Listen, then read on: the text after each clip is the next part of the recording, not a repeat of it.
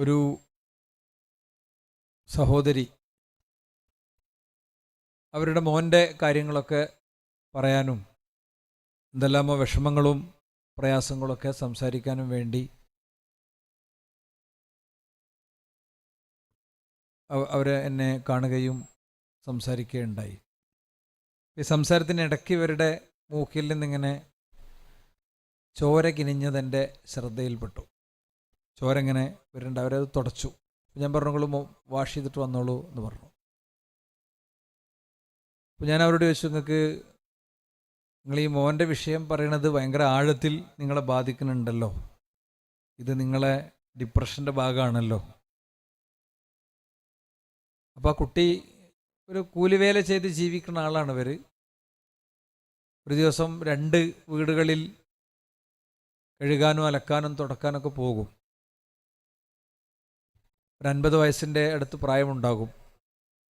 ഭർത്താവിൻ്റെ കൂടെ ആകെ 25 ദിവസമാണ് ജീവിച്ചത്. അതിൻ്റെ ഇടയിൽ കിട്ടിയതാണ് ഈ മോനെ. അവനൊരു 10-20 മേലെ വയസ്സുണ്ട്. എന്താണ് നിങ്ങളെ പ്രശ്നം എന്ന് ചോദിച്ചപ്പോൾ അവരുടെ പ്രശ്നം, അവന് ഐഫോൺ വേണം. അപ്പോൾ ഈ സ്ത്രീ ഐഫോണിൻ്റെ വില ഒന്നും അവർക്ക് എന്നാൽ വാങ്ങിക്കൊടുക്കാമെന്നൊക്കെ വിചാരിച്ചു. ഫോൺ അവർ വാങ്ങിയണല്ലോ അതേപോലെ. അപ്പോൾ ഐഫോണ് ഏറ്റവും പുതിയ വെർഷൻ ഐഫോണിന് വേണ്ടിയാണ് അവന് ബഹളം ഉണ്ടാക്കുന്നത്. അതിൻ്റെ സംഖ്യ കേട്ട ആ ദിവസം മുതൽ എനിക്കൊരിക്കലും സാധിക്കാത്തൊരു സംഭവമാണല്ലോ മോൻ ആവശ്യപ്പെടുന്നത്. അവരടിക്കും, മോനടിക്കും, ദ്രോഹിക്കും, തെറി വിളിക്കും ഒക്കെ ചെയ്യും. സത്യത്തിൽ സ്വന്തം മക്കളെ കൊണ്ട് പ്രതിസന്ധി അനുഭവിക്കാത്തവരും വിഷമിക്കാത്തവരും ഇന്ന് നമ്മുടെ സമൂഹത്തിൽ വളരെ തുച്ഛമാണ്. ഞാൻ പറയുന്നത്, ഞാനീ പറഞ്ഞത് ഇന്ന് ഏതോ നിങ്ങൾക്കൊന്നും അറിയാത്ത, എനിക്ക് തന്നെ പൂർണ്ണമായി അറിയാത്ത ഒരു വ്യക്തിയെക്കുറിച്ചായിരിക്കും. നമുക്കിതൊന്നൊരു വാർത്തയാണ്, ഒരു സംഭവമാണ്. അത് നമ്മളെ ബാധിക്കുന്നേയില്ല. കഴിഞ്ഞ ദിവസം ഗാസിയാബാദിൽ നിന്ന്, ഉത്തർപ്രദേശിലെ ഗാസിയാബാദിൽ നിന്ന് ഇന്ത്യ മുഴുവൻ, ലോകം മുഴുവൻ ശ്രദ്ധിച്ച ഒരു ആത്മഹത്യാ വാർത്ത വരെയുണ്ടായി. 3 സഹോദരിമാർ, ചെറിയ ചെറിയ പ്രായവ്യത്യാസമുള്ള 3 ഒരു അച്ഛൻ്റെ സഹോദരിമാർ, മക്കള്. അവർ 3 പേരും ബിൽഡിങ്ങിൻ്റെ മുകളിൽ നിന്ന് നിലത്തേക്ക് എടുത്തു ചാടി ആത്മഹത്യ ചെയ്തു. അവർ പറഞ്ഞത്, പപ്പ സോറി, ഹം കൊറിയ ഹെ, കൊറിയ ഇല്ലാതെ ഞങ്ങൾക്ക് പറ്റൂല അച്ഛാ എന്നാണ്. കൊറിയ ഇല്ലാതെ ഞങ്ങൾക്ക് പറ്റൂല, ഞങ്ങൾ കൊറിയയ്ക്ക് വേണ്ടിയാണ് ജീവിക്കുന്നത് എന്നാണ്. നമ്മുടെയൊക്കെ വീട്ടിൽ മക്കളിങ്ങനെ ഫോണ് തോണ്ടിക്കൊണ്ടേ ഇരിക്കുമ്പോൾ അവരെന്ത് കാണുന്നു, അവരെന്തു നോക്കുന്നു, ഇതൊന്നും പലപ്പോഴും നമുക്ക് വിഷയമേ അല്ല. പാരൻസിനെ സംബന്ധിച്ചിടത്തോളം ഇത്തരം കാര്യങ്ങളെക്കുറിച്ചൊന്നും യാതൊരു ധാരണയും ഇല്ല. എന്താ വിഷയം? കൊറിയയിൽ നിന്ന് ലോകത്തിൻ്റെ ബ്രോഡ്കാസ്റ്റിംഗ് ഡെസ്റ്റിനികളിലേക്ക് പോകുന്ന കുറേയധികം കണ്ടന്റുകളുണ്ട്. ആ കോണ്ടന്റുകൾ ഓരോന്നും നമ്മുടെ പുതിയ തലമുറയിലെ പെൺകുട്ടികളെ വലിയ തോതിൽ സ്വാധീനിക്കുന്നു. പ്രത്യേകിച്ച് BTS പോലെയുള്ള, അതല്ലെങ്കിൽ K-ഡ്രാമ പോലെയുള്ള കാര്യങ്ങൾ. കഴിഞ്ഞൊരു 3-4 വർഷങ്ങൾക്ക് മുൻപ് ഒരു ഇൻട്രാക്റ്റീവ് സെഷന് വേണ്ടി ഞാനിങ്ങനെ പ്രിപ്പയർ ചെയ്യുന്നതിൻ്റെ ഇടയ്ക്കാണ് ലോകത്തെ ഏറ്റവും റീച്ചുള്ള, ലോകത്തെ ഏറ്റവും കൂടുതൽ ആളുകൾ വാച്ച് ചെയ്യുന്ന, പ്രത്യേകിച്ച് ടീനേജ് മുതൽ ഒരു 20-25 വയസ്സ് വരെയുള്ള ആളുകൾ വാച്ച് ചെയ്യുന്ന കാര്യങ്ങൾ ഏതാണെന്നുള്ള ചെറിയൊരു പഠനത്തിനിടയിലാണ് ഈ സാധനം ശ്രദ്ധയിൽപ്പെടുന്നത്. അപ്പോൾ ഞാൻ എൻ്റെ ഏറ്റവും അടുത്തൊരു സുഹൃത്തിനോട് പറഞ്ഞു, ഇങ്ങനൊരു സംഭവം ഉണ്ടല്ലോ, നമ്മളെ നാവുന്ന കേട്ടിട്ട് കുട്ടികളത് അറിയണ്ട. അതിനകത്ത് എനിക്ക് തന്ന മറുപടി, ഇതിപ്പോൾ കേരളത്തിൽ നിങ്ങൾ മാത്രമേ അറിയാത്തുണ്ടാവുള്ളൂ. ഞാനെന്തോ വലിയൊരു പുതിയ കാര്യം അറിഞ്ഞ പോലെയാണ് സംസാരിച്ചത്. ആ സെഷനിൽ ആദ്യത്തെ ചോദ്യം തൃശ്ശൂർ മെഡിക്കൽ കോളേജിലെ ഒരു പെൺകുട്ടി ചോദിച്ചത് ഇതിനെക്കുറിച്ചായിരുന്നു. ഇങ്ങനെ ഈ BTS വാച്ച് ചെയ്യാൻ പറ്റുമോ എന്നതായിരുന്നു ആ കുട്ടിയുടെ ചോദ്യം. ഒരു 6-7 ആളുള്ള ഡാൻസിങ് ഗ്രൂപ്പാണ് BTS എന്ന് പറയുന്നത്. 6-7 ആളുകളുള്ള ഒരു ഡാൻസിങ് ഗ്രൂപ്പാണ്. ചെറുപ്പക്കാരാണ്. അവരുടെ ഡാൻസ് കണ്ട് ലോകം ഇങ്ങനെ, പ്രത്യേകിച്ച് പെൺകുട്ടികൾ, അവരെത്രത്തോളം എന്ന് വെച്ച് കഴിഞ്ഞാൽ, ഒരു പെൺകുട്ടികൾ വ്യാപകമായി എഴുതിയ കമൻറ്റ്, അതിൽ ഒരാൾ എൻ്റെ റൂമിൽ വന്ന് ഞാനുമായി സെക്സ് ചെയ്യണത്, എന്നെ ബലാത്സംഗം ചെയ്യണത് എനിക്കൊരു ഡ്രീമാണ് എന്ന് വളരെ പബ്ലിക്കായി എഴുതി വെക്കുന്ന അത്ര വലിയ അഡിക്ഷൻ. ആ അഡിക്ഷനാണ് ഈ പെൺകുട്ടികൾ ഇരയായത്. ഞാൻ അനുബന്ധം പറയുകയാണെങ്കിൽ, ഞായറാഴ്ച സെഷൻ കഴിഞ്ഞ് തൃശ്ശൂരിൽ നിന്ന് എൻ്റെ സ്കൂളിൽ വന്ന് ഞാൻ ക്ലാസ് റൂമിൽ അറബി ക്ലാസ്സിൽ ഇങ്ങനെ നിന്ന് നോക്കുമ്പോൾ എൻ്റെ ചുമരിലൊക്കെ ഉണ്ട് BTS എന്ന്. ആ വെള്ളിയാഴ്ച വരെ എനിക്ക് മനസ്സിലായിട്ടില്ല ഈ BTS എന്ന് പറഞ്ഞു കഴിഞ്ഞാൽ ലോകത്ത് ആയിരക്കണക്കിന് കുഞ്ഞുങ്ങൾ ആത്മഹത്യയിലേക്ക് വഴി നടത്തുന്ന BTS ആണെന്ന് എനിക്ക് മനസ്സിലായിട്ടില്ല. അപ്പം ഞാൻ കുട്ടികളോട് ചോദിച്ചു, BTS വാച്ച് ചെയ്യുന്ന ആളുകളൊക്കെ ഒന്ന് കൈവന്തിക്കിടാന്ന് പറഞ്ഞു. കുട്ടികളെല്ലാവരും ഒന്നിച്ച് കൈവന്തിച്ചു. ഞാൻ പഠിപ്പിക്കുന്ന കുട്ടികൾ ഇത് വാച്ച് ചെയ്യുന്നുണ്ട് എന്ന് എനിക്കറിയുന്നില്ല. ഞാനിവിടെ പറയാൻ ശ്രമിക്കുന്നത്, തീർച്ചയായും നമ്മൾ ജീവിക്കുന്ന ഒരു സാമൂഹിക പരിസരം പല നിലക്ക് രൂപപ്പെട്ടുകൊണ്ടിരിക്കുകയാണ്. അവിടെ ഇതൊന്നും കണ്ടില്ല എന്നും കേട്ടില്ല എന്നും നടിച്ചിരിക്കാൻ നമുക്ക് പറ്റുമോ? നിങ്ങൾ നോക്ക്, നമ്മളെ മക്കളിൽ പലരും ഇൻസ്റ്റഗ്രാം യൂസ് ചെയ്യുന്ന ആളുകളാണ്. ഇൻസ്റ്റഗ്രാം യൂസ് ചെയ്യുന്ന നമ്മുടെ മക്കൾ, നമ്മൾ തന്നെയും ഇൻസ്റ്റഗ്രാം യൂസ് ചെയ്യുന്നവരാണ്. ലോകത്ത് വലിയ ക്യാമ്പയിൻ നടക്കുകയാണ് ഇപ്പോൾ. മുമ്പ് ആൻറ്റി TV ക്യാമ്പയിനുകൾ നടന്നിരുന്നു. എങ്ങനെ ആൻറ്റി TV? വീട്ടിലെ ഒരു റൂമിലിരിക്കുന്ന TV ഒരു സമൂഹത്തെ മൊത്തം തകർക്കുന്ന സാഹചര്യം ഉണ്ടായപ്പോൾ തുടങ്ങിയതായിരുന്നു ആൻറ്റി TV ക്യാമ്പയിൻ. വലിയ 100 നില കെട്ടിടത്തിൻ്റെ മേലെന്ന് ഒരു സമയം നിശ്ചയിച്ച് എല്ലാവരും കൂടിയും ദേശീയപാതയിലേക്ക്, US-ന്റെ ദേശീയപാതയിലേക്ക് TVകൾ വലിച്ചെറിഞ്ഞ് അത് പൊട്ടിച്ചിതറുന്നത് വീഡിയോ എടുത്ത് സമൂഹത്തിൽ പ്രചരിപ്പിച്ചിരുന്ന ക്യാമ്പയിൻ നടന്ന കാലമുണ്ട്. അതിലേറെ മാസീവായിട്ടുള്ള ക്യാമ്പയിൻ ഇന്ന് നടന്നുകൊണ്ടിരിക്കുകയാണ്. എന്താ? സോഷ്യൽ മീഡിയ 14 വയസ്സ് വരെയുള്ള കുട്ടികൾക്ക് കിട്ടാത്ത വിധം പുതിയ സെറ്റിങ്സ് കൊണ്ടുവരണം എന്നുള്ളതാണ്. ഓസ്ട്രേലിയ നിരോധിച്ചു, ഡെൻമാർക്ക് നിരോധിച്ചു. നമ്മളൊക്കെ ഇങ്ങനെ ഒരു ആമുഖം എന്തിനാണ് കൊണ്ടുവന്നതെന്ന് വെച്ച് കഴിഞ്ഞാൽ, നമ്മുടെ ചുറ്റും നമ്മുടെ കുഞ്ഞുങ്ങൾക്ക് കുരുക്കൊരുങ്ങുന്നു, നമുക്ക് കുരുക്കൊരുങ്ങുന്നു. നമ്മൾ രാവിലെ മുതൽ വൈകുന്നേരം വരെ അധ്വാനിക്കുന്നത് എന്തിനു വേണ്ടി? അവർക്ക് വേണ്ടിയാണ്. പക്ഷേ ഇങ്ങനെ കുറേ കാര്യങ്ങൾ ഒരുങ്ങുന്നു എന്നുള്ളത് ഒരിക്കലും നമ്മൾ അറിയണില്ല. ഇനി അറിയുകയാണെങ്കിലും നിസ്സഹായരായി നോക്കി നിൽക്കുകയാണ്. നമ്മൾ അവരോട് പിണങ്ങി മിണ്ടാതിരിക്കുകയാണ്, അല്ലെ ഫോൺ എറിഞ്ഞ് ഉടക്കുകയാണ്. നമ്മൾ നമ്മളെ വളരെ കൃത്യമായി വിലയിരുത്തണം. യഥാർത്ഥത്തിൽ ഒരു വ്യക്തി എന്നുള്ള നിലക്ക് നമുക്ക് വലിയ ഡയറക്ഷൻ ലഭിക്കുന്ന, നമുക്ക് പുതിയ വെളിച്ചം ലഭിക്കുന്ന ഒരു മഹാഗ്രന്ഥം നമ്മുടെ കയ്യിലുണ്ട്. ആ ഗ്രന്ഥത്തിന്റെ വെളിച്ചത്തിൽ നടക്കാൻ ശ്രമിക്കുന്ന ഒരാൾക്ക് ഉത്തരം കിട്ടാത്ത ഒരു ചോദ്യമല്ല. ഇത്തിരി ഒക്കെ ഓർക്കോ? സൗണ്ടിൻ്റെ ഉള്ളിൽ ജസ്റ്റ് മൈൽഡ്, വളരെ കുറച്ച്. ഓക്കെ, നല്ല സൗണ്ടാണ്, ഉഷാറാണ് നിങ്ങളുടെ സൗണ്ട്, ഒരു പ്രശ്നമല്ല കേട്ടോ. ഉള്ളതുകൊണ്ട് പറഞ്ഞല്ല, ചെറിയൊരു എക്കോ കുറക്കാൻ വേണ്ടി പറഞ്ഞു. ഓക്കെ, താങ്ക് യു സക്കൽ ഖൈർ. ഇത്തിരി വേണമെങ്കിൽ കൂട്ടാം, കുഴപ്പമില്ല. അപ്പം ഞാൻ പറയുന്നത്, ഒരു വ്യക്തി എന്നുള്ള നിലക്ക് ഇങ്ങനെ ഒരുപാട് വിഷയം ഉണ്ടാവും. ചില ആളുകൾക്ക് എന്തെല്ലാം ഡിസോർഡറുകളുള്ള ആളുകളുണ്ട് സഹോദരന്മാരെ, പല ഡിസോർഡറുള്ള ആളുകളുണ്ട്. ഞാൻ ഈ ലോക മാനസികാരോഗ്യ ദിനത്തിൻ്റെ അന്ന് എൻ്റെ സ്കൂളിലെ ഒരു ടീച്ചർ വന്നിട്ട് പറഞ്ഞു, മാഷേ ഇന്ന് ലോക മാനസികാരോഗ്യ ദിനമാണ്, നമുക്ക് എന്തെങ്കിലും ഒരു ആക്ടിവിറ്റി വേണമല്ലോ. വേറെ ആരും ഇങ്ങനത്തെ ഒരു ദിനം പൊതുവേ സ്കൂളുകളിലൊന്നും ആചരിക്കണ കാണലില്ല. അവരങ്ങനെ വളരെ നോട്ട് ചെയ്ത് കാര്യങ്ങൾ ചെയ്യുന്ന ഒരാളാണ്. അപ്പോൾ നമ്മളൊരു ആക്ടിവിറ്റിയൊക്കെ സെറ്റ് ചെയ്തു, കുട്ടികളെ വെച്ചിട്ടൊരു ആക്ടിവിറ്റിനെ കുറിച്ച് ഞാൻ പറയണില്ല. അപ്പോൾ എനിക്ക് തോന്നി അന്നത്തെ ഖുത്തുബ ശരിക്കും അതാ പറയേണ്ടത്. അപ്പോൾ ഞാൻ അന്ന് തയ്യാറാക്കിയ ഖുത്തുബ മാറ്റി വെച്ചിട്ട് ഒരു ഖുത്തുബ, എനിക്കൊരു ഒഴിവുള്ള പീരീഡാണ്, ഒരു ഖുത്തുബ പ്രിപ്പയർ ചെയ്തു. ആ ഖുത്തുബ പറഞ്ഞു, ഇനി മേലാൽ ഞാൻ അങ്ങനത്തെ ഒരു ഖുത്തുബ പറയില്ല. എന്തിൻ്റെ കാരണം എന്ന് പറയുന്നത്, അപ്പോൾ മനുഷ്യനെ ബാധിക്കുന്ന ചില ഡിസോർഡറുകളും കാര്യങ്ങളൊക്കെ നമ്മുടെയൊക്കെ ജീവിതത്തിലെ ചില അനുഭവങ്ങളുടെ പശ്ചാത്തലത്തിൽ ഖുത്തുബ പറഞ്ഞു കഴിഞ്ഞ് 32 മിനിറ്റിൻ്റെ ഖുത്തുബ യൂട്യൂബിൽ അപ്ലോഡ് ചെയ്ത് കഴിഞ്ഞതിൻ്റെ ശേഷം ഞാനാകെ കുടുങ്ങി. ആളുകൾ നമ്മളങ്ങനെ വിളിക്കുകയാണ്, ഇങ്ങനെ പ്രശ്നങ്ങൾ അനുഭവിക്കണവർ. അവർ വിചാരിക്കണം ഈ പ്രശ്നങ്ങൾക്കൊക്കെ എനിക്ക് ഉത്തരം പറയാൻ കഴിയുന്നതാണ്. ഇത് മെൻ്റൽ ഡിസോർഡറാണ്, ഇതിന് മെഡിക്കേഷൻ വേണം. ചിലതിന് നമുക്ക് അവർക്ക് പറഞ്ഞു കൊടുക്കാൻ പറ്റുന്നുണ്ടാവും. ഞാൻ പറയണേ, ഒരുപാട് വിഷമങ്ങൾ എല്ലാവർക്കും ഉണ്ട്. ഇപ്പോൾ ഒരു നല്ല സമ്പന്നനായൊരു മനുഷ്യൻ എന്നോട് പറഞ്ഞു, മൗലവി ഞാൻ രാത്രിയിൽ ഉറങ്ങിയിട്ട് എത്രയോ കാലമായി സ്വസ്ഥമായിട്ട്, കാരണം എൻ്റെ ഭാര്യ ഉറങ്ങൂല. അവൾ വന്ന് ബെഡിലിരുന്ന് കുറച്ചു നേരം കഴിയുമ്പോൾ അവൾ നേരെ വാതിലിൻ്റെ അടുത്ത് പോയിട്ട് വാതിലടച്ചിട്ടില്ലേ നോക്കും. പിന്നെ മക്കളെ റൂമിൽ കയറിയിട്ട് അവർക്ക് കുഴപ്പമൊന്നുമില്ലല്ലോ എന്ന് ഉറപ്പ് വരുത്തും. മൗലവി കല്യാണം കഴിച്ച എൻ്റെ മോൻ്റെ റൂമിൽ പോലും പോയി വാതിലിൽ തട്ടി ഉണർത്തും. ഒരു ദിവസം 3-4 ഒക്കെ വട്ടം തട്ടി ഉണർത്തി, മോനെ നിനക്ക് കുഴപ്പമൊന്നുമില്ലല്ലോടാ എന്ന് ചോദിക്കുമ്പോൾ അവർക്ക് ദേഷ്യം വരൂലേ? ഇടയ്ക്ക് പറയുമ്പോൾ അമ്മ പോയി കിടക്ക്, എനിക്കൊരു കുഴപ്പമില്ല എന്ന് പറഞ്ഞാൽ അപ്പോൾ അവൾക്ക് ഭയങ്കര സങ്കടമാവും. പിന്നെ അവളിരുന്ന് കരയും. നേരം മൗലവി ഉരുട്ടിയാണ് വെളുപ്പിക്കലാണ്. സുബഹി ആകണത് ഇങ്ങനെ കൊതിക്കലാണ്. സുബൈക്ക് ബാങ്ക് കൊടുത്ത് പിന്നോട് ലൈവായി, ഒരു പ്രശ്നമൊക്കെ ഇല്ല. പകലൊരു പ്രശ്നമൊക്കെ ഇല്ല. പകല് ഇതിൻ്റെ പ്രശ്നങ്ങളൊക്കെ കൊണ്ട് അവളങ്ങനെ മൈഗ്രെയിനൊക്കെ അനുഭവിക്കുന്ന ചില ദിവസങ്ങളൊക്കെ ഉണ്ടാകും. വല്ലാത്ത അവസ്ഥയാണ്. ഇഷ്ടംപോലെ പൈസ ഉണ്ട്, ഒക്കെ ഉണ്ട്, നാട്ടിലെല്ലാ പ്രശ്നവും പരിഹരിക്കുന്ന ആളാണ് ഞാൻ. എനിക്ക് മാത്രം പരിഹാരമല്ല. പല ഡോക്ടർമാരെയും കാണിച്ചു, പല ചികിത്സയും ഞാൻ നടത്തി, ഒരു കാര്യമല്ല.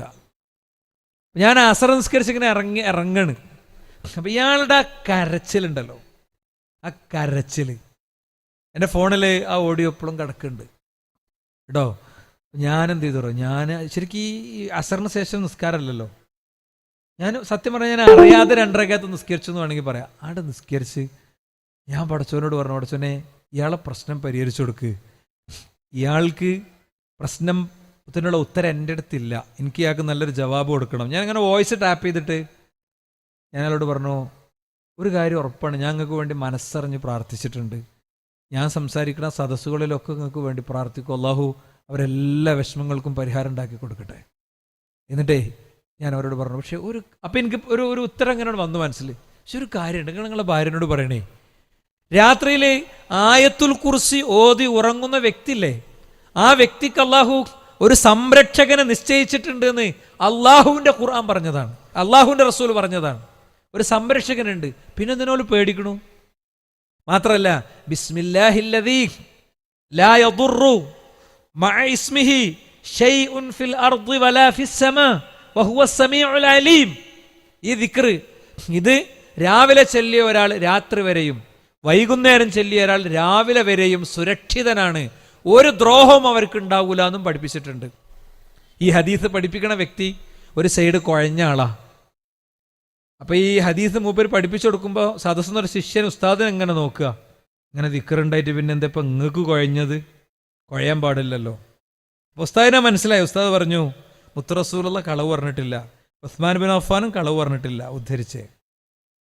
എനിക്ക് സ്ട്രോക്ക് ബാധിച്ച ദിവസം ഈ ദിക്ർ ചൊല്ലിയിട്ടുണ്ടായിരുന്നില്ല, എനിക്ക് സ്ട്രോക്ക് ബാധിച്ച ദിവസം ഈ ദിക്ർ ചൊല്ലിയിട്ടുണ്ടായിരുന്നില്ല.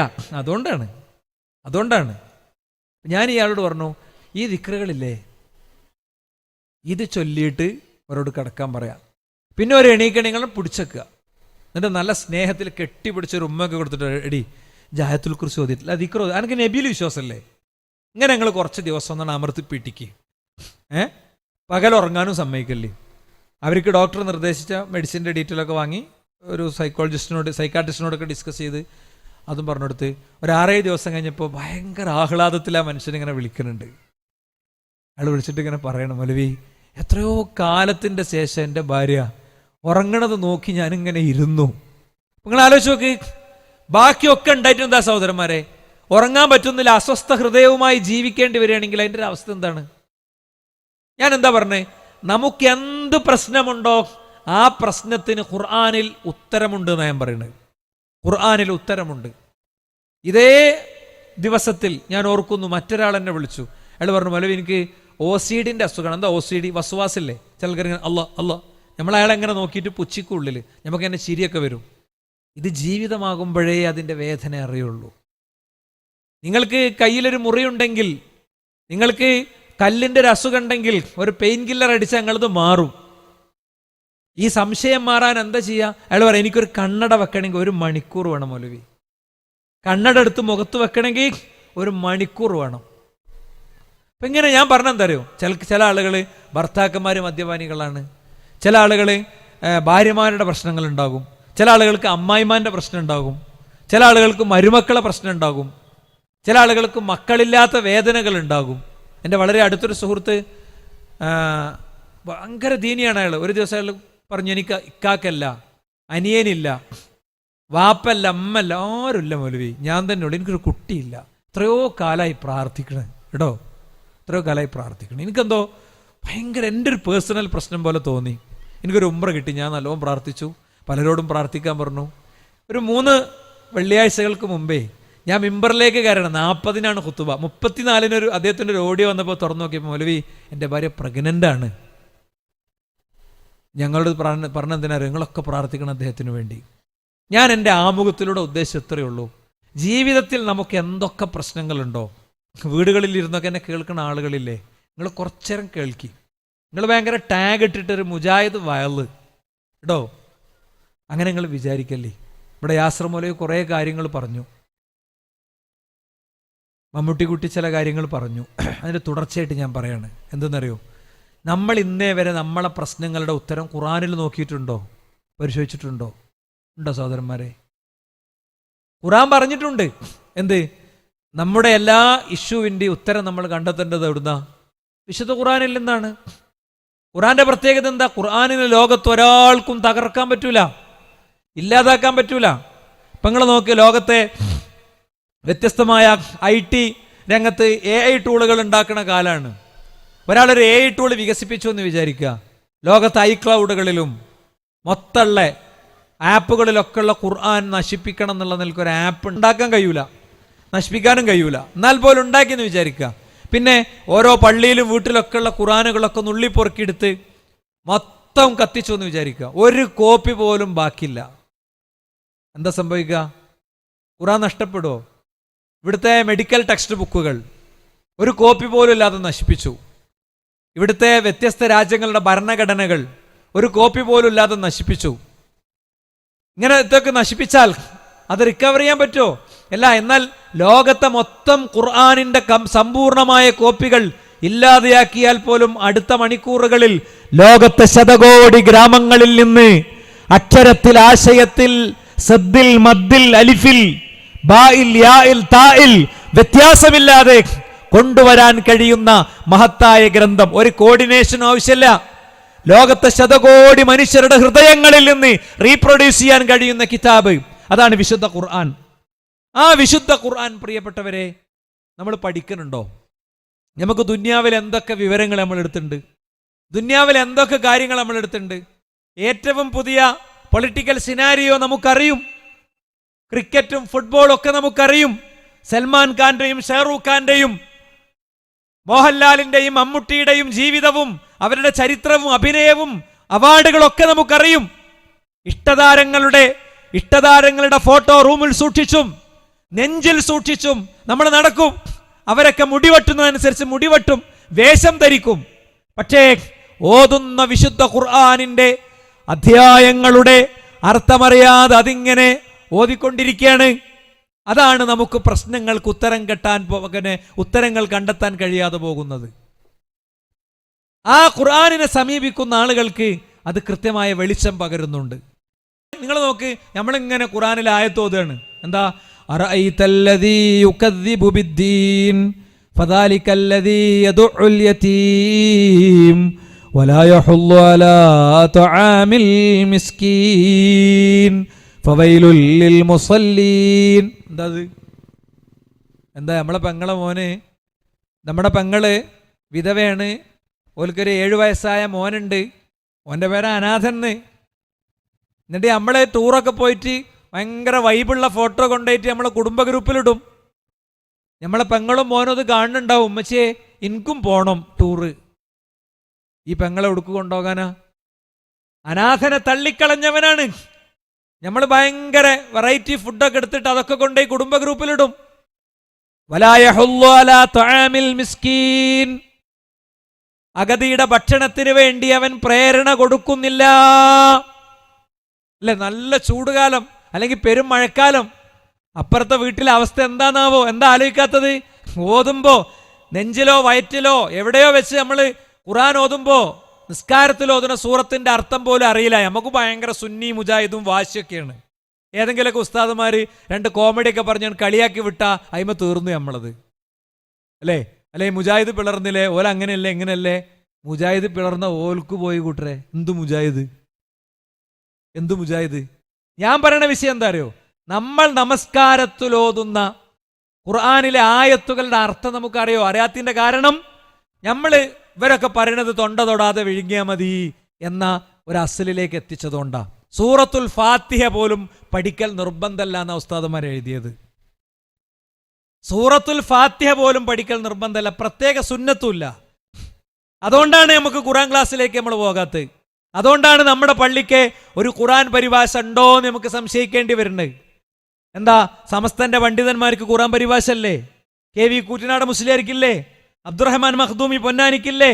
വലിയ കാൽ ഇമ്പിച്ചിക്കോയ തങ്ങൾക്കില്ലേ? പാണക്കാട്ട് തങ്ങന്മാര് പിന്നെ ആശംസകൾ നേർന്ന ഖുർആൻ പരിഭാഷകളില്ലേ? എന്തേ നമ്മുടെ വീടുകളിൽ ഇല്ലാത്തത്? ഫാനില്ലേ നമ്മുടെ വീട്ടില്? AC ഇല്ലേ, ഫ്രിഡ്ജില്ലേ, മിക്സില്ലേ, കാറുണ്ട്, പിന്നെ ബൈക്ക് 2 എണ്ണം ഉണ്ട്. ഇതെന്താ അല്ലാത്തത്? വിശുദ്ധ ഖുർആൻ പഠിക്കുക എന്ന് പറയുന്നത് സഹോദരന്മാരെ ഫർളാണ്, നമ്മുടെ വ്യക്തിപരമായ ഫർളിൽപ്പെട്ടതാണ്. അള്ളാഹുവിന്റെ റസൂല് നാളെ പരലോകത്ത് വെച്ച് ബോധ്യപ്പെടുത്തുന്ന ഒരു പരാതിയുണ്ട്. യാ റബ്ബി ഇന്ന ഖൗമി ഇത്തഖദു ഹാദൽ ഖുർആന മഹ്ജൂറാ. പടച്ചോനെ, ഈ ജനങ്ങള് ഈ ഖുർആനിനെ തള്ളിക്കളഞ്ഞിരിക്കുന്നു. എന്താണ് ഹജ്ർ എന്ന് പറഞ്ഞ പണ്ഡിതന്മാർ പറയാണ്, തർക്കു തദബ്ബുരിഹി വ തഫഹുമിഹി മിൻ ഹജറാനിഹി. ഖുർആനിന്റെ അർത്ഥമറിയാതിരിക്കലും അതിനെക്കുറിച്ച് ഗൗരവത്തിൽ ആലോചിക്കാതിരിക്കലും രണ്ടും ഹജ്റാണ്, അതിനെ തള്ളിക്കളയലാണ്. നമ്മൾ ഏതെങ്കിലും ആയത്ത് ചിന്തിപ്പിച്ചിട്ടുണ്ടോ? ഏതെങ്കിലും ഒരു ആയത്ത് നമ്മളെ ചിന്തിപ്പിച്ചിട്ടുണ്ടോ? നമ്മൾ നിസ്കാരത്തിൽ ഓതുന്ന സൂറത്തുകളെ കുറിച്ചെങ്കിലും നമ്മൾ ആലോചിച്ചിട്ടുണ്ടായിരുന്നെങ്കിൽ, അൽഹാകുമുത്തകാസുർ ഹത്താ സുർതുമുൽ മഖാബിർ കല്ലാ സൗഫ തഅലമൂന സുമ്മ കല്ലാ സൗഫ തഅലമൂൻ.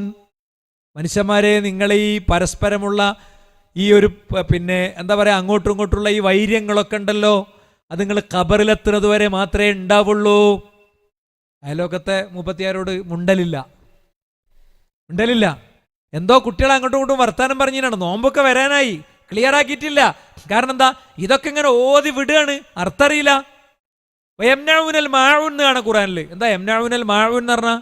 പരോപകാര വസ്തുക്കൾ തടയുന്നവർ. എന്നിട്ട് എന്താ മുഫസ്സിരീങ്ങൾ അതിന് അർത്ഥം കൊടുത്തത്? അതിന് കൊടുത്ത അർത്ഥത്തിൽ ഒന്നാണ് എന്ത്? സൂചി, ചട്ടി. അയലോകത്തെ പെണ്ണ് വന്നിട്ട് ചോദിക്കട്ടെ, എൻ്റെ സൂചി ഒന്ന് കൊണ്ടാ, എൻ്റെ ചട്ടി ഒന്ന് കൊണ്ടാ, എൻ്റെ 5 കിലോ വെക്കണ പ്രഷർ കുക്കർ കൊണ്ടാ. നമ്മൾ വിചാരിച്ചത് നമ്മളെ ഒറ്റക്കാന്നാ. ഈ ആയത്ത് പ്രകാരം അത് അയൽവാസിൻ്റെ കൂടിയാ. നമ്മളെ പേരിൽ വെക്കുന്നുണ്ടെന്നുള്ളൂ. നമ്മളെ വീട്ടിലുള്ള കത്തി, കൈക്കോട്ട്, അരിപ്പ, നിത്യോപയോഗ വസ്തുക്കളൊന്നും നമ്മളത് ഒറ്റക്കല്ല, അത് അയലോക്കക്കാരൻ്റെ കൂടിയാണ്. ഖുർആൻ പറഞ്ഞതനുസരിച്ച് നമുക്കെന്തേത് കിട്ടാത്തത്? നമുക്കിതെന്തേ കിട്ടാത്തത്? നമ്മൾ ഖുർആൻ പഠിക്കണില്ല. അതിന്റെ കാരണം എന്താ? ഈ ജാതി ഉസ്താദുമാർ ഇങ്ങനെ പറയണോണ്ടാണ്. ഞാൻ ചോദിക്കട്ടെ, അദ്ദേഹം പറഞ്ഞല്ലോ എന്താണ്, ഇമാമിയങ്ങളെ തഖ്ലീദ് ചെയ്യലാണ് പണിയെന്ന്. നിങ്ങൾ വെറുതെ ഉസ്താദിനോട് ചോദിക്കും. ഞങ്ങൾ ഈ നടത്തിയ പ്രസംഗം യൂട്യൂബിലുണ്ടാവും. യൂട്യൂബിലുണ്ട്. നിങ്ങളത് മുറിച്ചിട്ട് എടുത്തിട്ട് ഉസ്താദിന് കൊണ്ടേ കാണിച്ചു കൊടുക്കും. യാസർ മൗലവിൻ്റെ ഒക്കെ എൻ്റെതൊക്കെ ഉണ്ട് കേട്ടോ. ഇമാമിങ്ങളൊക്കെ എന്താ പറഞ്ഞറിയോ? ഇമാം അബൂ ഹനീഫ റഹിമഹുല്ലാഹ് ഞാൻ ഉദ്ധരിക്കുക, ഇദാ സ്വഹൽ ഹദീസ് ഫഹുവ മദ്ഹബി. ഹദീസ് സ്വഹീഹായാൽ അതാണ് എൻ്റെ മദ്ഹബ്. അല്ലാതെ ഞാൻ പറഞ്ഞതൊക്കെ അങ്ങനെ തൊണ്ട തൊടാതെ വിഴുങ്ങലല്ല നിങ്ങളെ പണി. ഞാൻ പറഞ്ഞതിന് വിരുദ്ധമായി വല്ലതും കണ്ടാൽ ലാ യഹില്ലു ലി അഹദിൻ അൻ യഖുദ ബിഖൗലിനാ മാ ലം യഅലം മിൻ ഐന അഖദ്നാഹു. ഞാൻ പറയുന്നൊരു കാര്യം നിങ്ങൾ എടുക്കുന്നുണ്ടെങ്കിൽ ഇമാം ഷാഫിഈ പറഞ്ഞു എന്നുള്ളതുകൊണ്ട് മാത്രം എടുക്കരുത്. ഇമാം ഷാഫിഈക്ക് ഇത് എടുക്കാനുള്ള ഒരു തെളിവും ന്യായവും എവിടുന്നാണ് കിട്ടിയത് എന്നുകൂടി നിങ്ങൾക്ക് അറിയണം. എന്നിട്ട് എൻ്റെ കിതാബിൽ നിന്ന് എടുക്കാൻ പാടുള്ളൂ എന്നാണ്, അല്ലാതെ എടുക്കാൻ പാടില്ല എന്നാണ്. മാത്രമല്ല അദ്ദേഹം ഒന്നുകൂടി പറഞ്ഞു, ഇമാം അബൂ ഹനീഫനെയാണ് കോട്ട് ചെയ്യുന്നത്, ഹറാമുൻ അലാ മൻ ലം യഅരിഫ് ദലീലി അൻ യുഫ്തിയ ബികലാമി. ഒന്നുകൂടി ക്ലാരിറ്റിയിൽ എന്താ, നിങ്ങൾ ഖുനൂത്ത് ഓതുകയാണ് സുബൈക്ക്, ഇമാം ഷാഫി പറഞ്ഞു എന്നുള്ളതുകൊണ്ട് ഓതുകയാണെങ്കിൽ അദ്ദേഹം അതിന് എന്ത് തെളിവാണ് അവലംബിച്ചത് എന്നറിയാതെ നിങ്ങൾ എടുക്കാൻ പാടില്ല എന്നാ. അല്ലേ? ഇവിടുന്ന് പെണ്ണിനെ ജസ്റ്റ് തൊട്ടാ അപ്പോൾ ഇതിന് ഒളു മുറിയും. ഹറമി ചെന്നാലോ അപ്പോൾ അവിടെ മദ്ഹബ് മാറും, അബൂ ഹനീഫന്റെ മദ്ഹബിക്ക് ചാടും. എന്തെല്ലാം കോമഡി നമ്മൾ ആൾക്കാർ കാണിച്ചു കൂട്ടണത് നോക്കി. നിങ്ങൾ ഇമാം മാലിക് ബിൻ അനസ് പറയാ, ഇന്നമാ അന ബശറുൻ ഉഖ്തിഉ വ ഉസീബ്. തെറ്റുപറ്റാൻ സാധ്യതയുള്ള, പറയുമ്പോൾ ചിലപ്പോൾ ശരിയായ മസലകൾ പഠിപ്പിക്കുന്ന ഒരു മനുഷ്യൻ മാത്രമാണ് ഞാൻ. ഫൻദുറൂ ഫീ ഖൗലി, നിങ്ങൾ എൻ്റെ വാക്കിലേക്ക് നോക്കുമ്പോൾ ഫകുല്ലു മാ വാഫഖൽ കിതാബ വസ്സുന്നത ഫഖുദൂ, ഖുർആനിനോടും സുന്നത്തിനോടും യോജിച്ചു വരുന്നത് നിങ്ങൾ എടുക്കണം. ഫകുല്ലു മാ ലം യുവാഫിഖ് ഫത്റുകൂ, ഖുർആനിനോടും സുന്നത്തിനോടും യോജിച്ചു വരാത്തത് ഞാൻ പറഞ്ഞാൽ നിങ്ങൾ സ്വീകരിക്കരുത്. എന്നിട്ട് അദ്ദേഹം ഒന്നുകൂടി പറഞ്ഞു, ലൈസാ അഹദുൻ ബഅദൻ നബിയ്യി സ്വല്ലല്ലാഹു അലൈഹി വസല്ലം ഇല്ലാ വയുഖദു മിൻ ഖൗലിഹി വയുറദ്ദു ഇലാ സ്വാഹിബ ഹാദൽ ഖബർ. പ്രവാചകന് ശേഷം ഒരാളുടേതും തൊണ്ട തോടാതെ വിഴുങ്ങേണ്ടതില്ല. എടുക്കേണ്ടതുണ്ടാകും, തള്ളേണ്ടതുണ്ടാകും. ഈ ഖബറിന്റെ ഉടമസ്ഥനായ പ്രവാചകന്റെ തൊഴികെ എന്നാണ് അദ്ദേഹം പറയുന്നത്. ഇമാം ഷാഫി റഹിമഹുല്ലാഹ് പറഞ്ഞു, ഇദാ സ്വഹൽ ഹദീസ് ഫഹുവ മദ്ഹബി, എൻ്റെ ഹദീസ് സ്വഹീഹ്, എൻ്റെ വാക്ക് ഹദീസിനോട് ചേർന്ന് വന്നാലേ സ്വീകരിക്കേണ്ടതുള്ളൂ. ഇദാ വജത്തും ഫീ കിതാബി, അദ്ദേഹം പറയാ ഖിലാഫ സുന്നത്തി റസൂലില്ലാഹി സ്വല്ലല്ലാഹി അലൈഹി വസല്ലം, പ്രവാചകന്റെ സുന്നത്തിനെതിരെ നിങ്ങൾ എൻ്റെ കിതാബിൽ കണ്ടാൽ ഫഖൂലു ബിസുന്നത്തി റസൂലില്ല, നിങ്ങൾ പ്രവാചകന്റെ സുന്നത്തിന്റെ കൂടെ നിൽക്കണം. വദഉ ഖൗലി, എൻ്റെ വാക്ക് നിങ്ങൾ ഒഴിവാക്കണം. അല്ലേ? ഇമാം അഹ്മദ് ബിൻ ഹംബൽ പറയാ, ലാ തുഖല്ലദൂനി വലാ തുഖല്ലിദു മാലികൻ വല ശാഫിഇയ്യ വല ഔസാഇയ്യ, ഇമാം മാലിക്കിനെയോ അന്ധമായി അനുകരിക്കരുത്. വല സൗരിയ്യ, ഇമാം സൗരിയെ നിങ്ങൾ അന്ധമായി അനുകരിക്കരുത്. വഖുദു മിൻ ഹൈസു അഖദു, അവരൊക്കെ എവിടുന്നാണോ ഇതെടുത്തത് അവിടുന്ന് എടുക്കാൻ നിങ്ങൾ പഠിക്കണം എന്നാണ് പണ്ഡിതന്മാര് രേഖപ്പെടുത്തി വെക്കുന്നത്. അപ്പൊ ഞാൻ പറഞ്ഞ എന്താ അറിയോ, ഞാൻ എൻ്റെ സംസാരത്തിൽ തുടങ്ങിയ നമ്മളെ കുട്ടികളെ മൊബൈൽ ഫോൺ ഉപയോഗം, അവരുടെ ഫാഷൻ തൊട്ട് നമ്മുടെ വീട്ടിലെ പ്രശ്നങ്ങൾ തൊട്ട് ജീവിതത്തിൻ്റെ സർവ്വകാര്യങ്ങൾക്കും ശരിയായ ഉത്തരം എവിടുന്ന കിട്ടുക അറിയോ? ഖുറാനിൽ നിന്നും ഹദീസിൽ നിന്നും പ്രമാണങ്ങളിൽ നിന്നുമാണ് കിട്ടുക. അങ്ങനെയാണ് കിട്ടുക. ഇപ്പോൾ ഒരിക്കൽ ഒരു വയസ്സായ ഉമ്മാൻ്റെ ഒരു ഫോൺ കോൾ വന്നു എനിക്ക്, എൻ്റെ മോളെ കുട്ടി ഇന്നലെ മരിച്ചു മൊലുവി. കുട്ടീനെ കാണാതെ ഞങ്ങളിങ്ങനെ തിരഞ്ഞ് നടന്ന് പാടത്തു കൂടെയൊക്കെ പോയി അവസാനം കുളത്തിലുണ്ടാവളും മരിച്ചു കിടക്കണ്. അപ്പം എൻ്റെ മോളെന്നെ ഇറങ്ങിയിട്ട് അവളങ്ങോട്ട് എടുത്തു. എന്നിട്ട് കൊണ്ടുവന്ന് കുളിപ്പിച്ച് കഫൻ ചെയ്ത് വൈകിപ്പിക്കണ്ട, വേഗം കൊണ്ടേ മറവ് ചെയ്യുന്നൊക്കെ പറഞ്ഞ് അവൾ ഉമ്മയൊക്കെ കൊടുത്ത് ചിരിച്ച് കുട്ടീനെ കൊടുത്തു. അവൾക്ക് എന്തോ വലിയ പ്രശ്നം പറ്റിയിട്ടുണ്ട്. അപ്പോൾ അവളൊന്ന് വന്ന് ഒന്ന് കരയണം കൂടി ഇല്ല, ഓളൊന്ന് കരഞ്ഞ് കിട്ടണം, ഇതൊക്കെയാണ് ഈ ഉമ്മ പറയണത്. അപ്പോൾ പിന്നെ സ്വാഭാവികമായിട്ടും നമ്മൾ വേറെ ഒന്നും നോക്കൂലല്ലോ. അവിടെ ചെന്നപ്പോൾ ആ സഹോദരി നമ്മൾ വന്ന് അവിടെ വന്ന് ഇരുന്നു. എന്നോട് പറഞ്ഞു, പിന്നെ ആരോടോ ഒരാളോട് ഉമ്മ അങ്ങനെ സംസാരിക്കണ കണ്ടപ്പോൾ ഞാൻ ഉമ്മാൻ്റെ ഡയൽഡ് നമ്പർ നോക്കിയപ്പോൾ നിങ്ങളന്ന് മനസ്സിലായി, നിങ്ങൾ വരികയാണെങ്കിൽ വന്നോട്ടെ എന്ന് വിചാരിച്ചു. അല്ലെങ്കിൽ എനിക്ക് തല ഇതായതൊന്നുമല്ല. എൻ്റെ മോളെ ഞാൻ അവിടുന്ന് എടുക്കുമ്പോഴേ ഞാൻ പീസ് റേഡിയോ എന്ന് പഠിച്ചേ ഖുർആൻ ഹദീസ് ലേണിംഗ് സ്കൂളിൽ നിന്നൊക്കെ പഠിച്ചൊരു ഹദീസ് അള്ളാഹു ഓർമ്മയിൽ തന്നു. നിങ്ങളെ കുഞ്ഞ് മരിച്ച നിങ്ങൾ ഇന്നാലില്ലാഹി വ ഇന്നാ ഇലൈഹി റാജിഊൻ അൽഹംദുലില്ലാ എന്ന് പറയണം.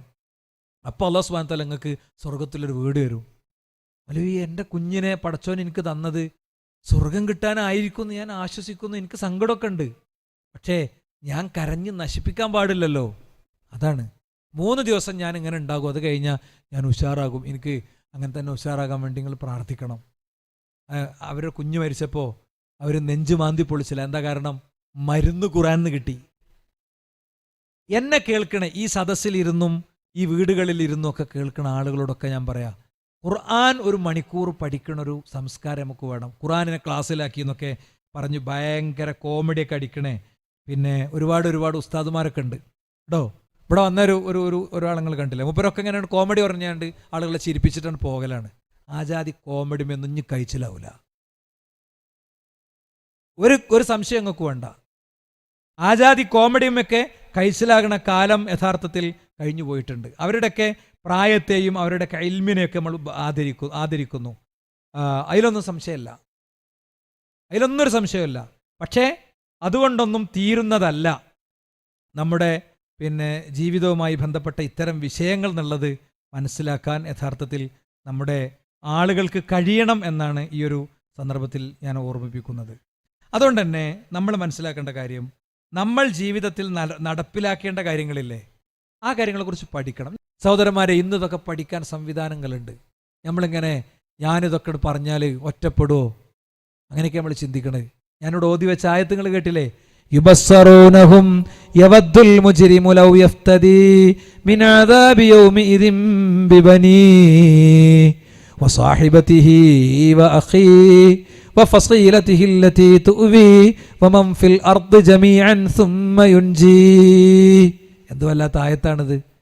യുബസ്സറൂനഹും, നബിയെ അവരെ നിങ്ങൾക്ക് കാണാം. അന്ന് യവദ്ദുൽ മുജ്രിമു ലൗ യഫ്തദി മിൻ അദാബി യൗമിഇദിൻ ബിബനി, എൻ്റെ കുഞ്ഞിനെ പകരം കൊടുത്തിട്ടാണെങ്കിലും എനിക്ക് സ്വർഗം വേണം. ഏത് കുഞ്ഞിനെ? ബസ് ഇങ്ങനെ കത്തുകയാണ്. അപ്പോഴാണ് ഭാര്യയും കുട്ടികളുണ്ടെന്ന് മൂപ്പർക്ക് മനസ്സിലായത്.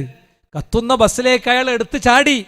ഭാര്യയെയും കുഞ്ഞിനെയും എടുത്ത് പുറത്ത് കിടന്നതിൻ്റെ ഇടയ്ക്ക് അഗ്നിനാളങ്ങൾ അയാളെ തിന്നു തീർത്തു. ജീവിതം സ്വന്തം മകനും ഭാര്യക്കും കൊടുത്ത ആ മനുഷ്യൻ ഒരു പക്ഷേ നാളെ അള്ളാഹു അദ്ദേഹത്തിന് സ്വർഗം കൊടുക്കട്ടെ. ആ മനുഷ്യൻ നാളെ പരലോകത്തെന്ന് പറയുന്ന ഭൂമിയിലെ ഇത്രയും വലിയ ആത്മബന്ധങ്ങൾ, ഒരു ഉമ്മ ഒരു മോനെ പ്രസവിക്കുമ്പോൾ എന്തുമാത്രം പെയിൻ അനുഭവിക്കുന്നുണ്ട് അല്ലേ? മരണത്തിന്റെ പാതിവേദനയുള്ള പ്രസവത്തിലൂടെ എല്ലുകൾ പൊട്ടി നുറുങ്ങി ഒരു കുഞ്ഞ് ഭൂമിയിലേക്ക് ജനിച്ചു വീഴുന്ന നൊമ്പരത്തിന്റെ വേദനയുടെ നോവേറ്റുന്ന മാതാവ് നാളെ പറയും, എന്റെ മോനെ നരകത്തിലിട്ടിട്ട് എനിക്ക് സ്വർഗം വേണം. സാഹിബത്തിഹി വാഖി, സ്വന്തം ഭാര്യയെ നരകത്തിലേക്ക് ഇട്ടിട്ട് എനിക്ക് സ്വർഗം വേണം, ഭർത്താവിനെ നരകത്തിലേക്ക് ഇട്ടിട്ട് എനിക്ക് സ്വർഗം വേണം. അല്ലേ? കിഡ്നി രോഗിയായ ഒരു മനുഷ്യന്റെ ഭാര്യയോട് അദ്ദേഹത്തിന് ഭയങ്കര ഇഷ്ടമാണ് കേട്ടോ. ഇന്ന് കല്യാണം കഴിഞ്ഞ രണ്ട് വ്യക്തികളെ പോലെയാണ് അവരുടെ ജീവിതം. അപ്പോൾ എൻ്റെ കല്യാണം കഴിഞ്ഞപ്പോൾ അത് നേരിട്ട് അങ്ങനെ തന്നെ കണ്ടു ബോധ്യപ്പെട്ടപ്പോൾ ഞാൻ അദ്ദേഹത്തോട് ചോദിച്ചു, ഒരു 10-20 വർഷങ്ങൾക്ക് മുമ്പുള്ള കാര്യമാണ് ഞാൻ പറയണേ. ഞാൻ ചോദിച്ചു, നിങ്ങൾക്ക് എങ്ങനെ ഇപ്പോഴും ഇങ്ങനെ ഭയങ്കര ഇഷ്ടത്തിൽ നിൽക്കാൻ പറ്റണേ? ഞങ്ങളെക്കാളും ഭയങ്കര അടുപ്പാണല്ലോ നിങ്ങൾക്ക് എന്ന് ഞാൻ അദ്ദേഹത്തോട് ചോദിച്ചു കേട്ടോ. മരണപ്പെട്ടു, അല്ലാഹു അദ്ദേഹത്തിൻ്റെ ഖബർ വിശാലാക്കി കൊടുക്കട്ടെ. അപ്പോൾ പറഞ്ഞു മൂപ്പരെ, എൻ്റെ കിഡ്നി മാറ്റിവെച്ച് ഞാൻ ചികിത്സയിലാകുമ്പോൾ എൻ്റെ അപ്പുറത്തൊരു ബെഡ് ഉണ്ടായിരുന്നു. അവിടെ ഒരു ചെറുപ്പക്കാരുണ്ടായിരുന്നു. കല്യാണം കഴിഞ്ഞ് 6 മാസമേ ആയിട്ടുണ്ടായിരുന്നുള്ളൂ. അവൻ്റെ കിഡ്നി പോയി എന്ന് പറഞ്ഞപ്പോൾ, ഇനി അവന് വലുതിനെ ഒന്നും ചെയ്യാൻ പറ്റൂല എന്ന് പറഞ്ഞപ്പോൾ ആ കുട്ടിയുടെ കുടുംബം അവൻ്റെ അടുത്ത് നിർബന്ധിച്ച് തൊലാക്ക് വാങ്ങി. അവളിങ്ങനെ തിരിച്ചു പോണൊരു പോക്കുണ്ട്. ആ വാതിൽക്കന്ന് അയാൾ ഒരു വട്ടം കൂടി നോക്കിയിട്ട് അവൾ പോയൊരു പോക്കുണ്ട്. പിന്നെ 3 ദിവസം അവൻ ജീവിച്ചുള്ളൂ. പ്രഷറൊക്കെ കയറി അവൻ മരണപ്പെട്ടു പോയി. അപ്പോഴും അവൾ എൻ്റെ കൂടെ ഉണ്ടായിരുന്നു. ഇപ്പുറത്ത് കിടക്കുന്ന ആളെ അയാളുടെ ഭാര്യയെ ഇങ്ങനെ ചോദിക്കുന്നുണ്ട്. അപ്പോഴാണ് ഇയാൾക്കിനി ലൈംഗിക ശേഷിയൊന്നും ഉണ്ടാവില്ല എന്ന് മനസ്സിലായപ്പോൾ ഒരു തമിഴ് സഹോദരൻ്റെ കൂടെ അയാളെ ഭാര്യയും പോയി. അപ്പം ഞാൻ അന്ന് ഇവളോട് ചോദിച്ചു, എടി അനക്ക് പോണ്ടേ? അനക്കും ഇതൊക്കെ ബാധകമാണല്ലോ, ഇജ്ജും കേട്ടതല്ലേ, ഞമ്മക്കിനി ബെഡിലൊന്നും ഒരുപാട് കാര്യമൊന്നും ചെയ്യാൻ കഴിയുണ്ടാവില്ല എന്നൊക്കെ കേട്ടതല്ലേ. അന്ന് അവൾ എനിക്ക് തന്ന ഉത്തരം എന്താ അറിയോ മൗലവി? അന്ന് അവൾ എനിക്ക് തന്ന ഉത്തരം എന്താണെന്നറിയോ? എനിക്ക് തന്ന ഉത്തരം, നിങ്ങളെ നമ്മളെ വീട്ടിലെ ബോധമല്ലാതെ കടന്നാലും മതി, എനിക്ക് മരിക്കരുതെന്നുള്ളൂ, നമ്മളെ ബെഡ്റൂമിൽ നിങ്ങൾ ഉണ്ടായാൽ മതി. അങ്ങനെ എന്നെ സ്നേഹിച്ച അവൾക്ക് പിന്നെ എന്താ എനിക്ക് കൊടുക്കാൻ പറ്റുക? ഈ സ്നേഹബന്ധത്തെക്കുറിച്ചാണ് ഖുർആൻ പറയണത്. യുബസ്സറൂനഹും യവദ്ദുൽ മുജ്രിമു ലൗ യഫ്തദി മിൻ അദാബി യൗമഇദിൻ ബിബനി വസാഹിബതിഹി വഅഖീഹി വഫസീലതിഹി അല്ലതി തുവി വമൻ ഫിൽ അർദി ജമീഅൻ സുമ്മ യുൻജി. ഭൂമിയിലുള്ള മുഴുവൻ മനുഷ്യരെയും നരകത്തിലേക്ക് ഇട്ടിട്ടാണെങ്കിൽ എനിക്ക് സ്വർഗം വേണം. അവിടെ അത് ഉണ്ടാവുള്ളൂ. അവിടെ കുടുംബക്കാരും ബന്ധുക്കളും വേണ്ടപ്പെട്ടവരൊന്നും ഉണ്ടാവില്ല. ഇനി സഹോദരന്മാരെ, അങ്ങനെ ഒരു ലോകമില്ല എന്നുള്ള സംശയം നമുക്ക് ആർക്കെങ്കിലും ഉണ്ടോ? ഖുർആൻ പറഞ്ഞു, അയഹ്സബുൽ ഇൻസാനു അൻ യുത്രക സുദാ അലം യകുനു തുഫതൻ മിൻ മനിയ്യിൻ യുംനാ ثم كان علقة فخلق فسوى فجعل منه الزوجين الذكر والأنثى أليس ذلك بقادر على أن يحيي الموتى. അത് മതി. നമ്മൾ ആരാ? നിങ്ങൾ ആലോചിച്ച് നോക്ക്. പിതാവിൻ്റെ ശരീരത്തിൽ നിന്ന് വരുന്ന ശുക്ലഗണങ്ങളിൽ, മാതാവിൻ്റെ ശരീരത്തിൽ നിന്ന് വരുന്ന ബീജഗണങ്ങളിൽ ഒളിഞ്ഞിരുന്ന ആർക്കും കാണാൻ പറ്റാത്ത ഒരു ബീജബിന്ദു, അണ്ടബിന്ദു, അത് കൂടിച്ചേർന്ന് അണ്ടവാഹിനിക്കുടലിലെ ഇന്ദ്രിയ ബിന്ദുവായി അതിങ്ങനെ ഗർഭപാത്രത്തിന്റെ 3 ഇരുട്ടറകളിലൂടെ യാത്ര നടത്തി പൊട്ടിക്കരഞ്ഞ് മനുഷ്യ കുഞ്ഞായി നിങ്ങളെ സൃഷ്ടിച്ച റബ്ബിന് അവന് പ്രയാസകരമാണോ? അലൈസ ദാലിക ബിഖാദിരിൻ, അവന് പ്രയാസാണോ മരിച്ചവരെ ജീവിപ്പിക്കൽ എന്നാ ഖുർആന്റെ ചോദ്യം. ഏതെങ്കിലും ടീച്ചറി മാഷൊക്കെ ക്ലാസ് കേട്ടിട്ട് മരണത്തിന് ശേഷം ജീവിതം ഉണ്ടോ എന്ന് സംശയിക്കണവരുണ്ടെങ്കിൽ അവർക്ക് വേണ്ടി പറഞ്ഞ. നിങ്ങൾ ആലോചിച്ച് നോക്കി, നമ്മളെ കണ്ണിൻ്റെ ഉള്ളിൽ എയർപോർട്ടിലൊക്കെ പോയാൽ കണ്ണെടുക്കാൻ പറഞ്ഞിട്ട് ഇങ്ങനെ നോക്കാൻ പറയും. ഓലെന്താ, നമ്മളെ ഫോട്ടോ എടുത്ത് ഫ്രെയിം ചെയ്ത് വെക്കുക, ഓലെ നമ്മളെ കണ്ണെടുക്കുകയാണ്. ഓരോ മനുഷ്യൻ്റെയും കണ്ണിൻ്റെ ഉള്ളിൽ ഒരു സ്പെഷ്യൽ സെല്ലുണ്ട്. ഒരു വ്യക്തിനെ തിരിച്ചറിയാനുള്ള ഐഡന്റിഫിക്കേഷൻ മാർക്കാ. എൻ്റെ മുടി എനിക്കേ ഉള്ളൂ, വേറെ ആർക്കുമില്ല. അതുകൊണ്ടാണ് കുറ്റാന്വേഷണത്തിൽ മുടി എടുക്കണത്. അതുകൊണ്ടാണ് എൻ്റെ മുടിയുടെ ഉള്ളിലൊരു സെല്ല് എനിക്ക് മാത്രമേ ഉള്ളൂ. ലോകത്ത് ഓരോരുത്തരുടെയും കണ്ണിൻ്റെ ഉള്ളിൽ ഒരിക്കലും യോജിപ്പുകളില്ലാത്ത കോടിക്കണക്കിന് മനുഷ്യരിൽ കോടിക്കണക്കിന് കണ്ണിന്റെ ഉള്ളിൽ സെല്ലുണ്ടാക്കിയ റബ്ബാ ചോദിക്കണേ, അലൈസ ദാലിക ബിഖാദിരിൻ അലാ യുഹ്യിൽ മൗതാ. ആ റബ്ബിന് മരിച്ചവരെ ജീവിപ്പിക്കാൻ കഴിയില്ലേ?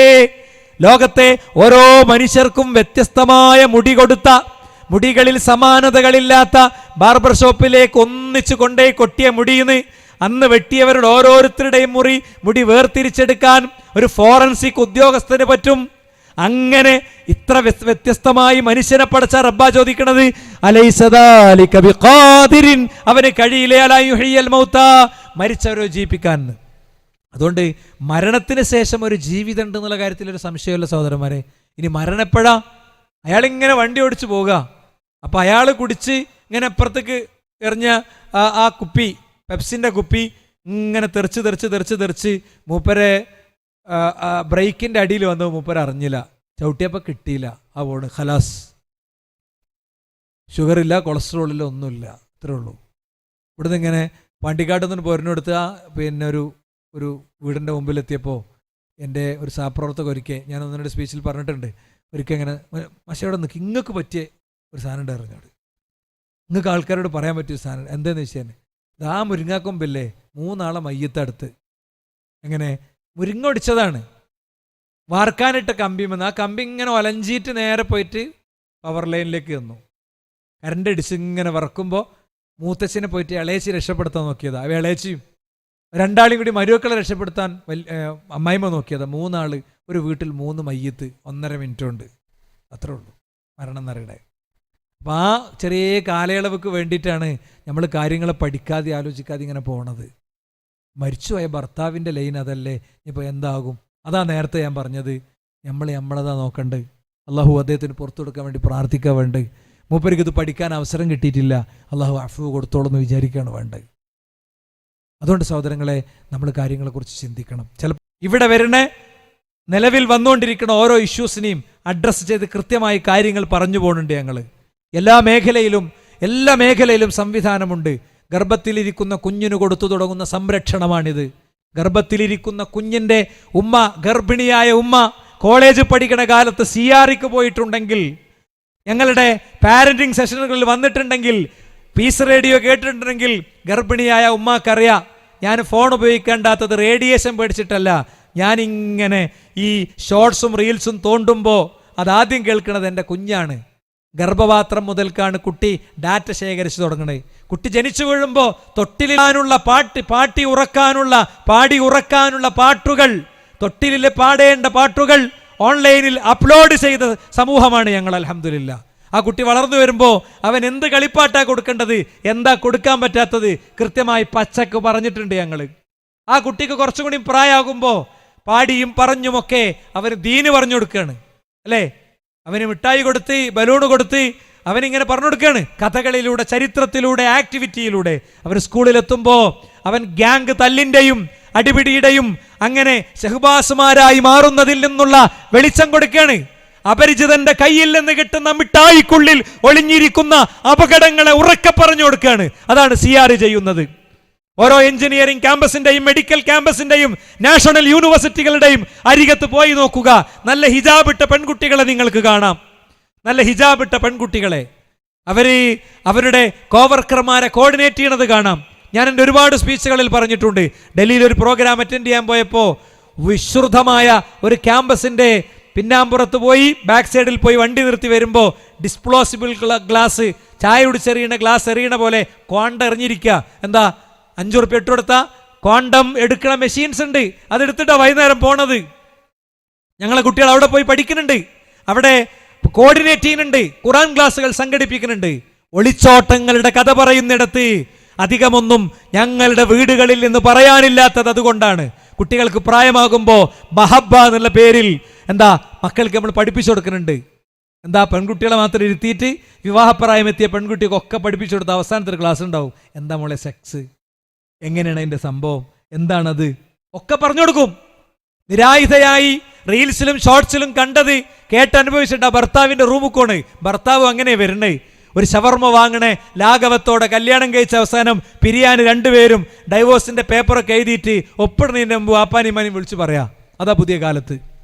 ഓന് കട്ടിമീശല്ലാത്തതുകൊണ്ട് ഓന് ഡിവോഴ്സ് ചോദിക്കണേ, പിന്നെ ഓന് ബുള്ളറ്റ് ഓടിക്കൂല എന്ന് പറഞ്ഞുകൊണ്ട് ഓനോട് പിണങ്ങിപ്പോരണേ കാലത്താ ജീവിക്കണേ. ഒക്കെ അഡ്രസ് ചെയ്യുന്നുണ്ട്. ചെറുപ്പക്കാര്, മദ്യം, ലഹരി, എല്ലാ ഏർപ്പാടുകൾക്കുമെതിരിൽ ക്യാമ്പയിൻ മാത്രമല്ല, ലഹരി ബാധിതരായ ആളുകളെ അതിൽ നിന്ന് മോചിപ്പിക്കാൻ ഞങ്ങളുടെ സുഹൃത്തുക്കൾ ഡി-അഡിക്ഷൻ സെന്ററുകൾ നടത്തുന്നുണ്ട്.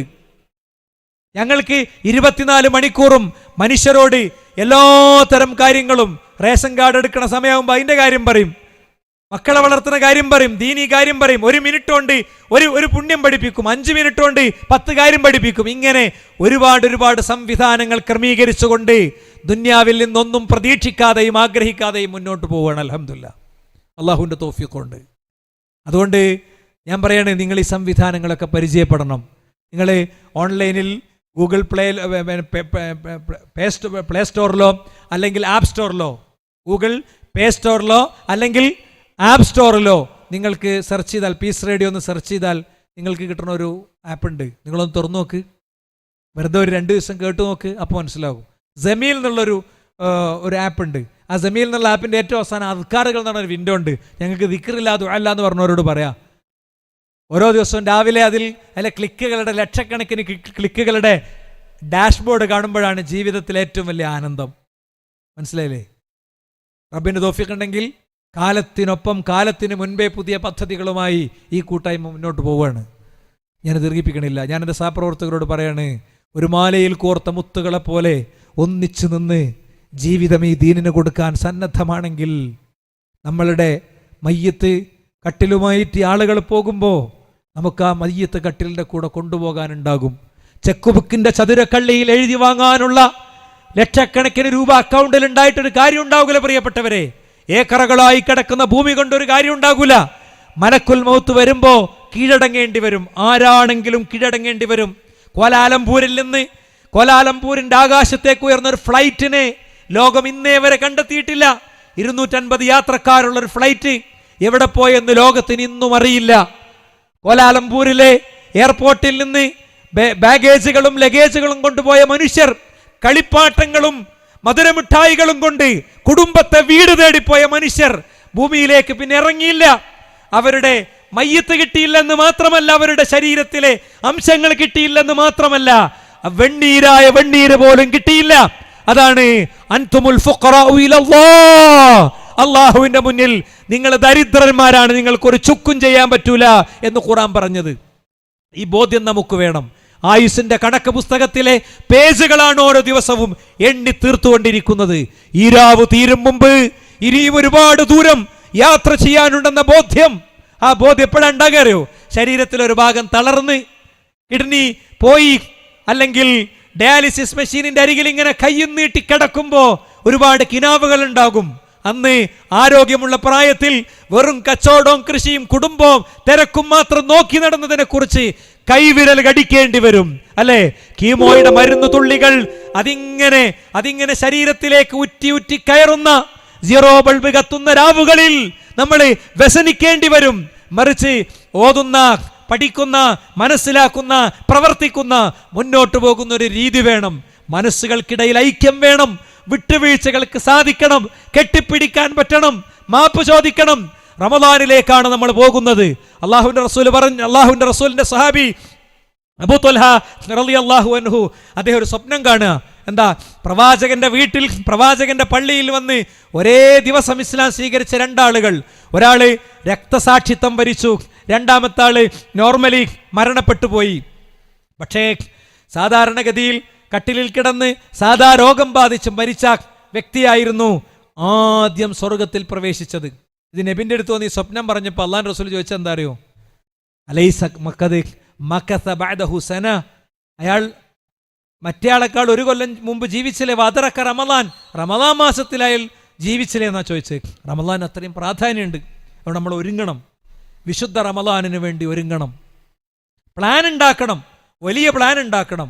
സദഖ കൊടുക്കണതിനെ കുറിച്ച് വെള്ളിയാഴ്ചകൾക്ക് പ്രത്യേക പ്ലാന്, അവസാനത്തെ 10-ന് പ്രത്യേക പ്ലാന്, അതിലെ ഒറ്റയിട്ട രാവുകൾക്ക് പ്രത്യേക പ്ലാന്, അല്ലേ? രാത്രി നിസ്കാരങ്ങൾ ദീർഘമായി നിസ്കരിക്കണം. 1 വട്ടം ഖത്തം തീർത്തവർ ഇനി ഇത്തവണ 2 വട്ടം തീർക്കണമെന്ന് തീരുമാനിക്കണം. ഖുർആൻ അർത്ഥം പഠിക്കണം, അല്ലേ? അടുത്തൊരു റമദാനിലെങ്കിലും പരിശുദ്ധ ഹറമിലെത്തണമെന്ന് ചിന്തിക്കണം. അങ്ങനെ ശക്തമായി മുന്നോട്ട് പോകാൻ കഴിയണം. റമദാനിലേക്ക് പോവാണ്. ഗസയിലെ കുഞ്ഞുങ്ങൾക്ക് ഫുഡില്ല, അവർക്ക് വിശപ്പാണ്. സൗദി അറേബ്യയിലായിരുന്നു കഴിഞ്ഞ ആഴ്ച.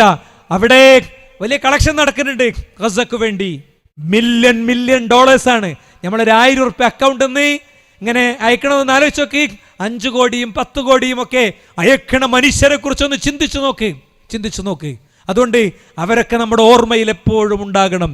ഗസയിൽ ഇങ്ങനെ കുഞ്ഞുങ്ങളുടെ ശരീരത്തിൽ പേരെഴുതി വെച്ച്, അഡ്രസ് എഴുതി വെച്ച് അവരെ കിടത്തി ഉറക്കുന്ന ഉമ്മമാരുണ്ട്. ചെറിയൊരു പ്രശ്നം വരുമ്പോഴേക്ക് ആർത്ത് നിലവിളക്കുന്ന സഹോദരിമാരെ നിങ്ങൾ ഓർക്കുക. എന്താ എഴുതി വെക്കണത്? എന്തിനാ? ബോംബ് പൊട്ടി ശരീരം ചിതറിയാൽ എൻ്റെ കുഞ്ഞിൻ്റെ ബോഡി മറമാടുമ്പോൾ ഇതെൻ്റെതാണ് എന്ന ബോധ്യത്തോടെ ചെയ്യാമല്ലോ എന്നാണ്. ഞാൻ അവസാനത്തെ 2 മിനിറ്റിൽ പറയുന്നു. എന്തെന്നറിയോ, അങ്ങേ UAE നിന്നൊരു നേഴ്സായിട്ടുള്ളൊരു ഫലസ്തീനി പെൺകുട്ടിയുടെ ഇൻ്റർവ്യൂ കണ്ട് ഞാൻ. അവരിങ്ങനെ സംസാരിക്കുമ്പോൾ പുഞ്ചിരിച്ചുകൊണ്ട് ഇങ്ങനെ സംസാരിക്കുക.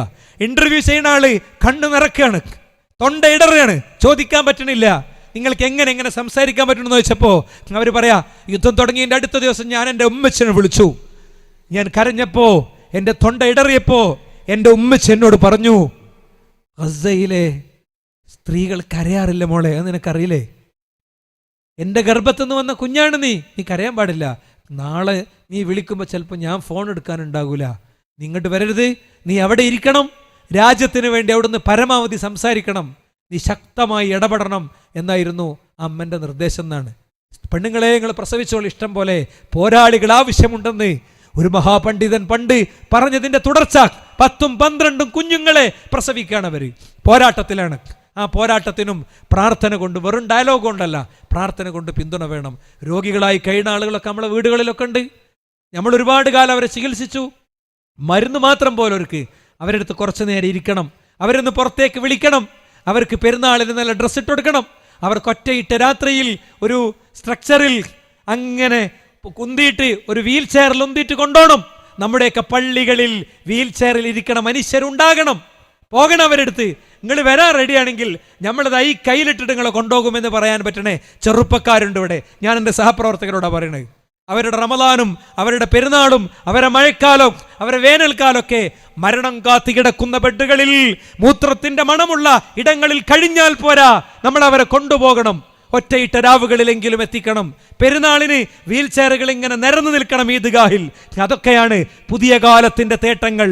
അതിന് ഇരുന്ന് ചർച്ച ചെയ്യണം, മീറ്റിങ്ങുകൾ കൂടണം. ഇത്തരം അഭിപ്രായങ്ങൾ വരുമ്പോൾ ഒറ്റയടിക്ക് അതൊന്നും നടക്കൂല എന്നല്ല, നടക്കും, നടത്തണം. കിറ്റുകൾ ശേഖരിക്കണം. 1/2 കിറ്റ് പറ്റുന്നവനത്രേ, 1 കിറ്റ് പറ്റുന്നവനത്രേ. ജാമിയ അൽ ഹിന്ദ് അൽ ഇസ്ലാമിയ എന്ന മഹത്തായ സ്ഥാപനത്തെ പരിപാടി ആരംഭിച്ചിരിക്കുകയാണെന്ന്. ഡേറ്റ് തരണമെന്ന് എൻ്റെ മനസ്സിലതുണ്ടെങ്കിൽ ഇന്ന് ഇവിടെ ഞാൻ പ്രസംഗിക്കൂല എന്നുള്ള കാര്യം ഉറപ്പാണ്. അള്ളാഹു അതിൽ കഥ കണ്ടിട്ടുണ്ട്. ഏതായാലും ആ പരിപാടി നടന്നു, ഇതും നടന്നു.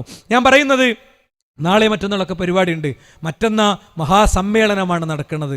നമ്മളെ സാന്നിധ്യമില്ലാതെ വീട്ടിൽ ഫോൺ തോണ്ടി ഇരിക്കുന്നവരാകരുത് നമ്മൾ. വേങ്ങരയിലേക്ക് പുറപ്പെടണം. അവിടെ എത്ര സൗകര്യം ഉണ്ടെന്നുള്ളതല്ല, അതൊരു വല്ലാത്ത പിന്തുണയാണ്. അത് നേതൃത്വത്തിനുള്ള വല്ലാത്തൊരു കരുത്താണ്. വിളിച്ചാൽ അവർ വരും, കൂടെ ഉണ്ടാകും.